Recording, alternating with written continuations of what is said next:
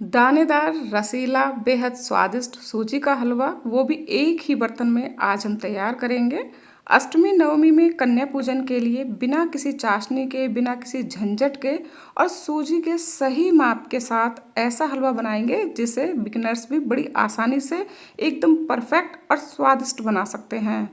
आप देख सकते हैं कि ये हलवा कितना दानेदार और रसीला है। हलवा बनाने के लिए सबसे पहले हमें सही माप की ज़रूरत होती है। सही सारा सामान सही माप में अगर डाला जाए तो हलवा बहुत ही टेस्टी बनता है। तो हलवा बनाने के लिए सबसे पहले मैंने यहाँ पर घी लिया है। आप एक ही बर्तन से माप लें। जितना भी हलवा बना रहे हैं आप माप एक ही बर्तन से लीजिएगा। तो मैंने यहाँ पर 1 कटोरी घी लिया है और घी को मैंने थोड़ा सा बचा लिया है, 1-2 चम्मच, और बाकी घी मैंने कढ़ाई में डाल दिया है। इस घी का यूज़ हम बाद में करेंगे।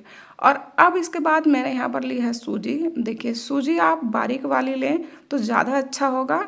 अगर मोटी वाली है तो वो भी चलेगी, लेकिन अगर बारीक वाली लेंगे तो उससे हलवा और ज़्यादा बढ़िया बनेगा। तो मैंने यहाँ पर जिस कटोरी से हमने घी डाला था सेम उसी कटोरी से मैंने यहाँ पर सूजी ली है।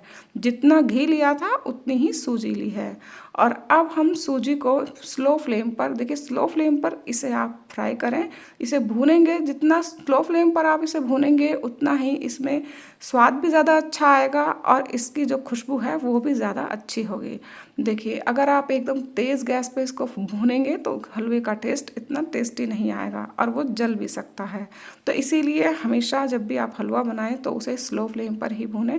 थोड़ा सा टाइम तो लगेगा लेकिन हलवे का जो टेस्ट आएगा ना वो आपको बहुत ज़्यादा पसंद आएगा। तो इसीलिए थोड़े से समय को खर्च करते हुए आप इस हलवे को बनाइएगा। स्लो फ्लेम पर ही सूजी को आप भूनिएगा। देखिए, 5-7 मिनट में स्लो फ्लेम पर ही ये सूजी आपकी भुन जाएगी, ज़्यादा टाइम नहीं लेगी। तो इसीलिए जब भी हलवा बनाएं तो स्लो फ्लेम पर ही बनाएं। तो जब हमारी सूजी थोड़ा सा भुन जाए, 5-7 मिनट हो जाए, तो उसमें हम डालेंगे एक चीज़ जो हमारे हलवे को कई गुना ज़्यादा टेस्टी बनाती है, और वो है बेसन। देखिए, अगर आप बड़ी कटोरी के माप से बना रहे हैं, ज़्यादा सूजी ली है, तो उसमें आप 1 चम्मच बेसन डालिएगा। अगर आपकी कटोरी बड़ी है तो आप उसमें 1.5 चम्मच बेसन डालिएगा। तो यहाँ पर मैंने बेसन को डालकर उसे भी मैंने यहाँ पर 3 से 4 मिनट अच्छे से भून लिया है। जब तक बेसन में हल्की सी खुशबू ना आने लगे भूनने की और उसका हल्का सा कलर चेंज ना हो जाए, तब तक हम इस बेसन को भूनेंगे। जो हलवे का सही टेस्ट है वो यहीं पर है, भूनने की वजह से। कई बार हम बहुत तेज़ गैस में फटाफट फटाफट भून देते हैं और वो हमारा हलवा बहुत टेस्टी नहीं बन पाता। तो इसीलिए स्लो फ्लेम पर थोड़ा धीमा धीमा भूनें, जिससे कि हलवे का आप पूरा टेस्ट ले सकें और हलवा हमारा कई गुना टेस्टी बन सके। तो देखिए, इस तरीके से जब तक हमारे हलवे का कलर इस तरह से हल्का डार्क ना हो जाए, देखिए ज़्यादा डार्क नहीं करना, बस इस तरह से जब हल्का सा चेंज होने लगे, आप देख सकते हैं कि हलवे का कलर कैसा है। देखिए, इस तरह का जब आपका ये सूजी का और बेसन का यहाँ पर इस तरह से कलर आ जाए, तब इसका मतलब हमारी सूजी बिल्कुल परफेक्ट भुन चुकी है। तो अब हम इसमें डालेंगे पानी। अब पानी हमें बिल्कुल सही माप के साथ डालना है। तो हम पानी कितना डालेंगे, जिस कटोरी से मैंने यहाँ पर सूजी डाली थी, घी डाला था, वही कटोरी लेंगे और उसी कटोरी का हम 3 गुना यहाँ पर पानी डालेंगे। देखिए, पहली कटोरी का हमने पानी डाला, हल्का सा इसे चलाया और चलाते ही आप देख सकते हैं कि कितना एकदम फूल सी गई है हमारी सूजी। और अब हम यहाँ पर डालेंगे दूसरी कटोरी का पानी। देखिए, हमारी 2 कटोरी हो चुकी है। एक एक करके आप पानी डालते रहिए और सूजी को इस तरीके से चलाते रहिएगा। पानी आप एक साथ मत डालिएगा, थोड़ा थोड़ा करके एक एक करके कटोरी डालिएगा। देखिए, अब हमने यहाँ पर तीसरी कटोरी का पानी भी डाल दिया है। यानी हमने 1 बाउल सूजी ली थी और सूजी का 3 गुना पानी हमने यहाँ पर लिया है। यानी 1 बाउल सूजी और 3 बाउल हमने यहाँ पर लिए हैं पानी के। आप जितनी भी सूजी ले रहे हैं आप उसका 3 गुना पानी ऐड कीजिएगा। ये सबसे अच्छा यहाँ पर माप है। अगर आप सूजी का हलवा सही माप के साथ बनाएंगे तो आपका सूजी का हलवा बिल्कुल परफेक्ट बनेगा। देखिए, अब हम इसे चलाते रहेंगे और ये हमारी सूजी पानी को एब्जॉर्ब करती रहेगी। अब ये पकती रहेगी। तो हम आगे देखेंगे कि हमें कैसे पता चलेगा कि हमारा हलवा बिल्कुल परफेक्ट पक चुका है, कच्चा तो नहीं है। तो इसे इस तरीके से साइडों में से हटाते हुए इसे चलाते रहेंगे। आपका ये हलवा 5 मिनट और लेगा और 5 मिनट में बनकर तैयार भी हो जाएगा। पानी डालने के बाद आप गैस फ्लेम को मीडियम कर दें। मीडियम फ्लेम पर ही हम हलवे को बनाएंगे और इस तरीके से धीरे धीरे करके हम इसे चलाते रहेंगे और चलाने के बाद आप देख सकते हैं कि सूजी हमारी पानी को एब्जॉर्ब करने लगी है, हमारा हलवा गाढ़ा होने लगा है। तब हम इस स्टेज पर डालेंगे चीनी। देखिए, जिस बर्तन से हमने सूजी और घी लिया था उसी बर्तन से उतना ही, जितना हमने घी लिया है उतना ही हमने यहाँ पर चीनी डाली है। अगर आप थोड़ा ज़्यादा मीठा हलवा पसंद करते हैं तो आप थोड़ी सी ज़्यादा चीनी डाल सकते हैं।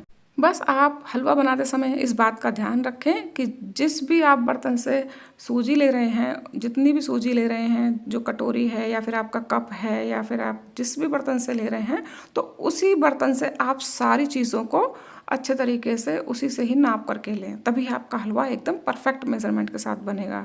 तो आप देख सकते हैं कि चीनी डालने के बाद हलवा हमारा थोड़ा सा पतला हो गया था, क्योंकि चीनी भी मेल्ट होने के बाद पानी छोड़ती है।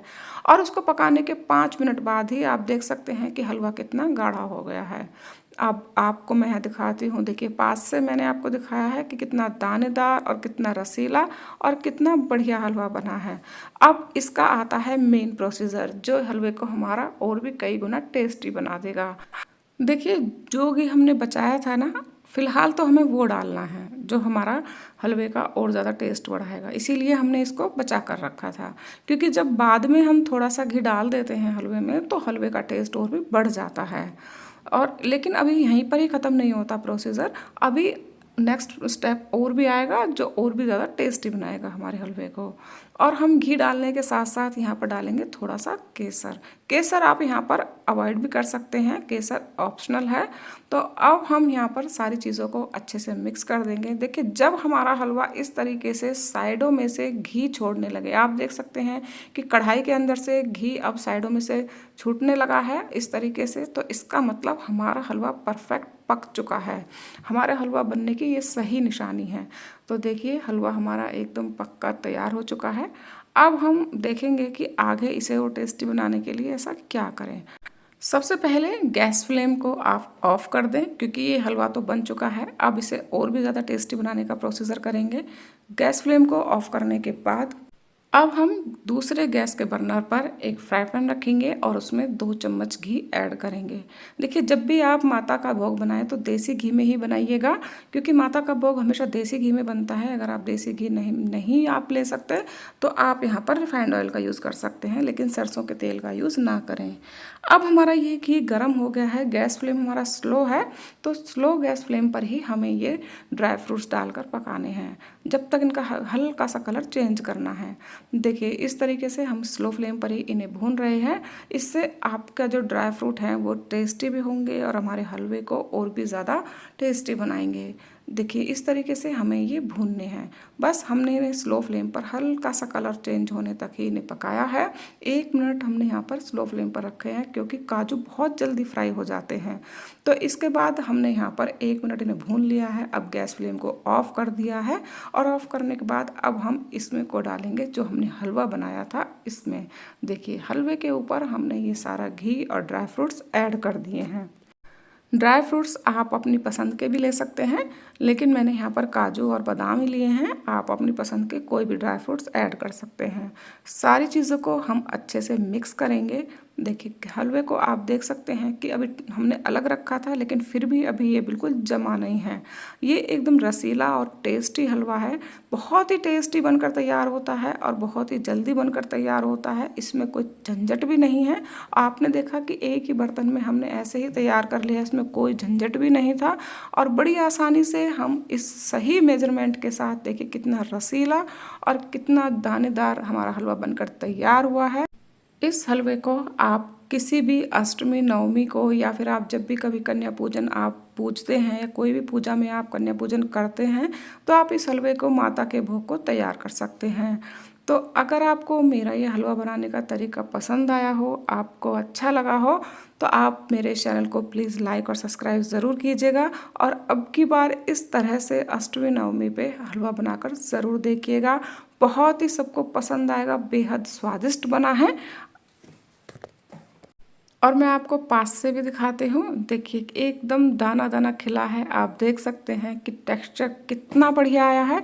तो इसी माप के साथ आप इस हलवे को बनाइएगा और मेरे इस चैनल को लाइक और सब्सक्राइब ज़रूर कीजिएगा।